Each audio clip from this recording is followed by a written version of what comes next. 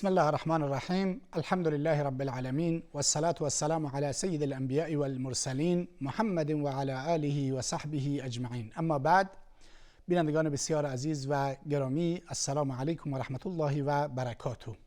در خدمت شما بینندگان عزیز و گرامی هستم با مسئله وحدت و یکپارچگی و همدلی در میان مسلمانان. در جلسات گذشته صحبت‌هایی در این زمینه‌ها خدمت شما بینندگان عزیز ایراد کردیم که اسلام دین الفت، دین محبت، دین دوستی، دین وحدت و دین یکپارچگی است. تا اونجا رسیدیم که گفتیم که قرآن کریم حتی به پیامبر دستور میده که اگر کفار هم خواهان صلح و آشتی شدند و از جنگ و تعدی و تجاوز دست برداشتن، شما در واقع دست بردارید. جلوه های زیادی رو وحدت و یکپارچگی داره. اینجا حدیثی از حذیفه ابن یمان رضی الله تعالی عنه خدمت شما بینندگان عزیز میخونیم که رسول اکرم صلی الله علیه و سلم و ذکر میکنیم که رسول اکرم صلی الله علیه و سلم فرمودند که در واقع حذیفه ابن یمان رضی الله تعالی عنه میگه که مردم از پیامبر اکرم صلی الله علیه و سلم در مورد خیرها و خوبیها میپرسیدند. فلان عمل چقدر فضیلت داره، چه کاری بکنیم ارزش بیشتری داره. میگه من از بدیها میپرسیدم، از این ترس و از این وحشت که در واقع ما دچار مشکل بشیم و فتنه ای ایجاد بشه و دچار مشکل بشیم. در نتیجه میگه من از رسول اکرم صلی الله علیه و سلم پرسیدم، گفتم که یا رسول الله، ما بر جاهلیت بودیم و بر شرک و بت پرستی بودیم. الله عزوجل برای ما اسلام و ایمان آورد. آیا بعد از این خیر شری هم وجود خواهد داشت؟ به هر حال حدیث طولانی است که پیامبر اکرم صلی الله علیه و سلم توصیه کردند که بله، فتنه های ایجاد میشه. در اون زمان شما متمسک به سنت من برای وحدت و برای اینکه به حق بمونید، متمسک به قرآن بشید، متمسک به سنت من پیامبر اکرم صلی الله علیه و آله و سلم بشید و از این پیروی بکنید. بعدش گفت که حذیفه ابن یمان میگه یا رسول الله، انسان ها میان که به ظاهر خوبند اما مشکل دارند، در اون زمان ما چیکار بکنیم؟ رسول اکرم صلی الله علیه و سلم فرمودند که امام مسلمین، پیشوای مسلمین و جماعت مسلمین رو لازم بگیرید در اون زمان، در زمان فتنه، در زمان هرج و مرج، در زمان فساد. امام مسلمین و پیشوای مسلمین رو لازم بگیرید. حذیفه ابن یمان رضی الله تعالی عنه میگه من از پیامبر پرسیدم که ای رسول خدا، اگر در اون زمان مسلمانان امام و پیشوایی نداشتن، در اون صورت چه کار بکنیم؟ پیامبر اکرم صلی الله علیه و سلم فرمود اعتزل تلک الفرق کلها، در اون شرایط از همه این فرقه ها کنارگیری بکنید و اگرچه به بیخ و بن یک درختی چنگ بزنید تا اینکه مرگ به سراغتون بیاید. یعنی اگر زمانی فساد زیاد بود، هرج و مرج زیاد بود و وحدت مسلمین دچار خدشه و خلل اساسی شده بود و در اون زمان این سری مسائل صورت نمی گرفتن، شما کنارگیری بکنید و در گوشه‌ای به عبادت و بندگی پروردگار بپردازید. اون زمانی که اصلاح و امیدی نیست و انسان فکر میکنه که اگر من برای اصلاح و برای وحدت تلاش بکنم، نه تنها اینکه نتیجه‌ای نخواهم گرفت، بلکه فرقه و گروه‌های دیگری درست بشوند. اینجاست که اسلام تأکیدش باز هم بر وحدت و یکپارچگی است. ما در دین مبین اسلام جلوه‌های زیادی داریم که خداوند ما رو تشویق کرده که شما به سمت و سوی وحدت و یکپارچگی بروید. جلوه‌های نمازهای پنجگانه که باید با جماعت ادا بشوند، جلوه‌های نمازهای جمعه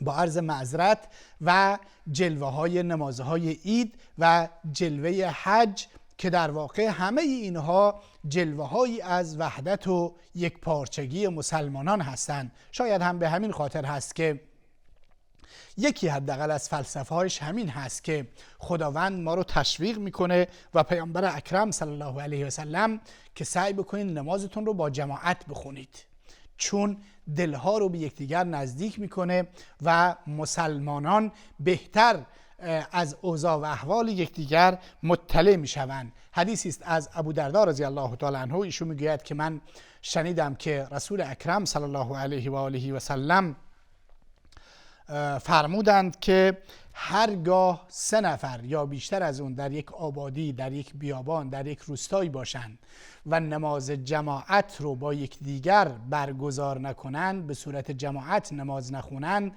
استحوذ علیهم الشیطان، شیطان بر اونها غلبه می کند. فعلیک بالجماعه، جماعت رو لازم بگیرید، به خاطر این که پیامبر فرمودند جماعت رو لازم بگیرید به خاطر این که گرگ اون گوسفندی رو میخورد که از گله فاصله گرفته است، اون گوسفندی رو میخورد و شکارش میکند که از گله جدا شده باشد.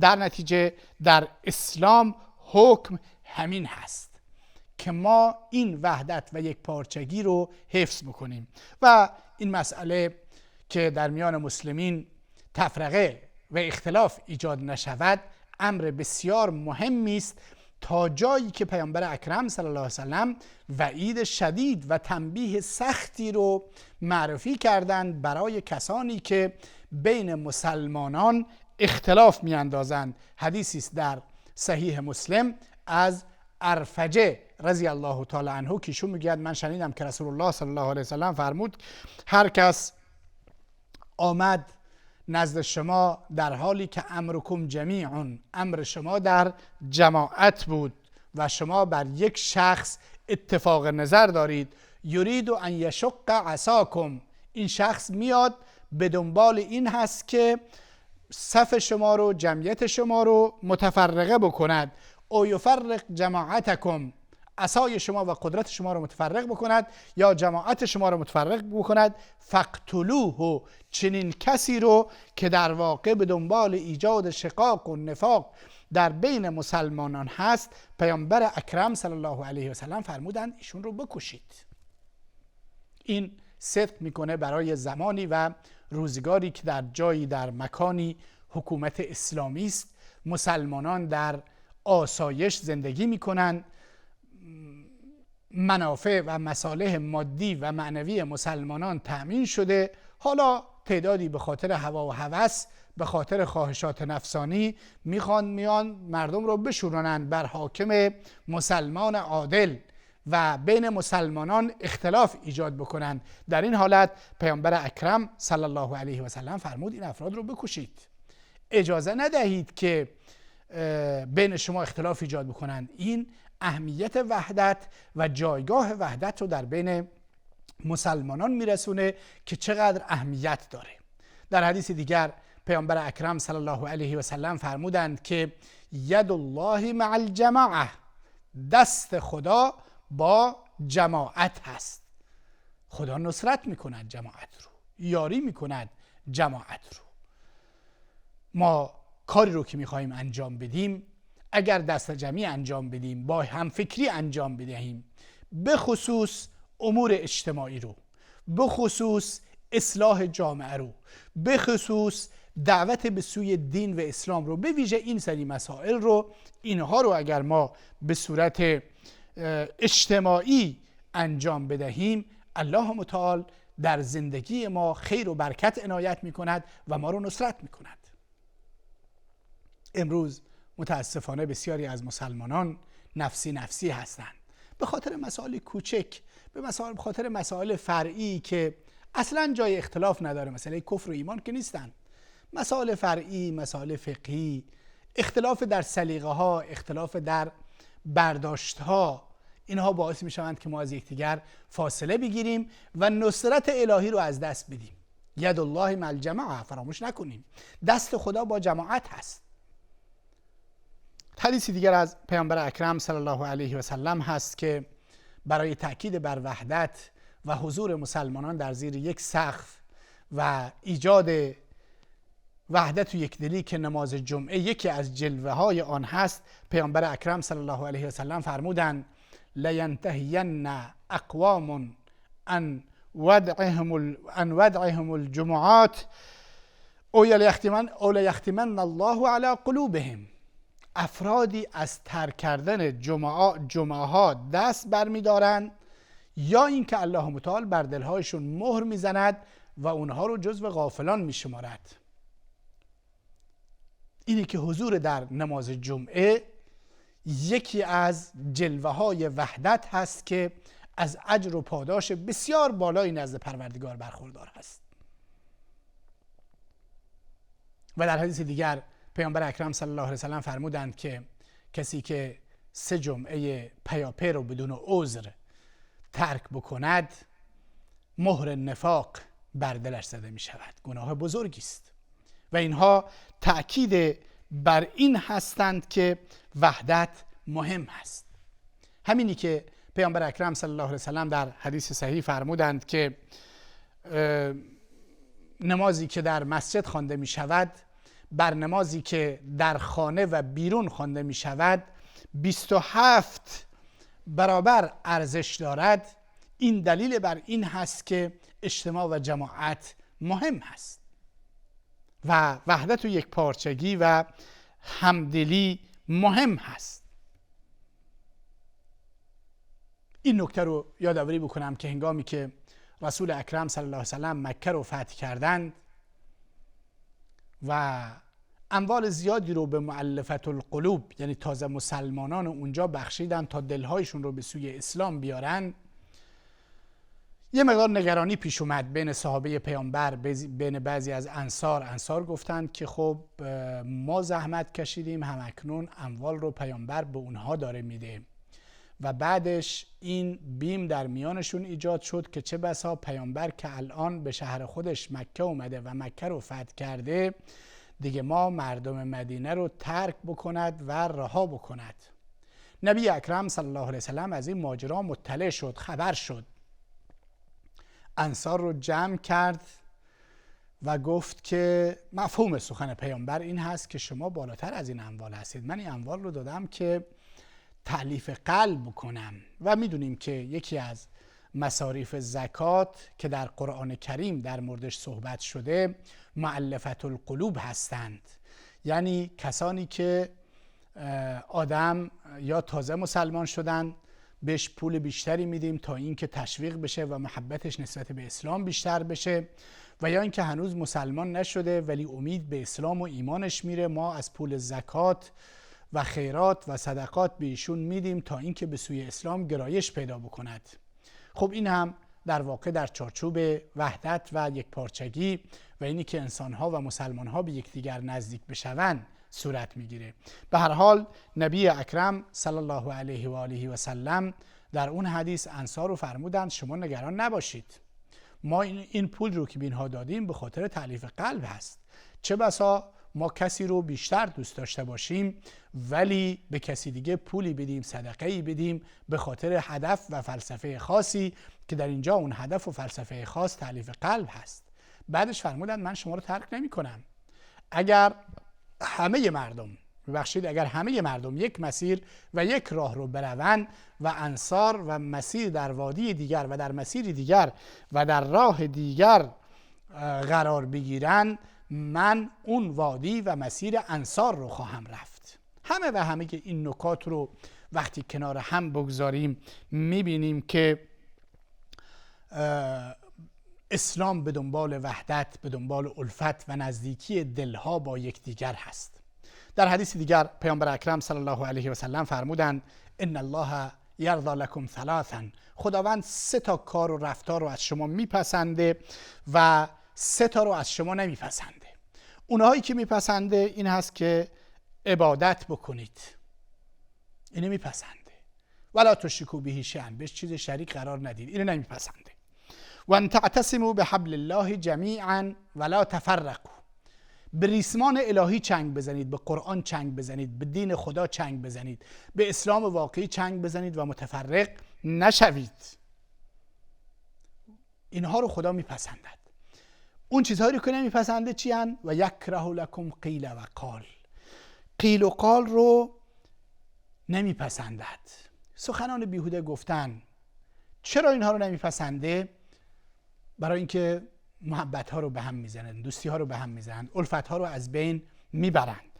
و کثرت السؤال، زیاد سوال کردن بدون نیاز، بدون حاجت، از این بپرس، از اون مال بخواه، از اون، این هم چیز جالبی نیست. و اضاعت المال و ضایع کردن مال و اسراف هم از اون چیزهایی است که پیامبر اکرم صلی الله علیه و آله و سلم فرمودند از اینها دوری بکنید.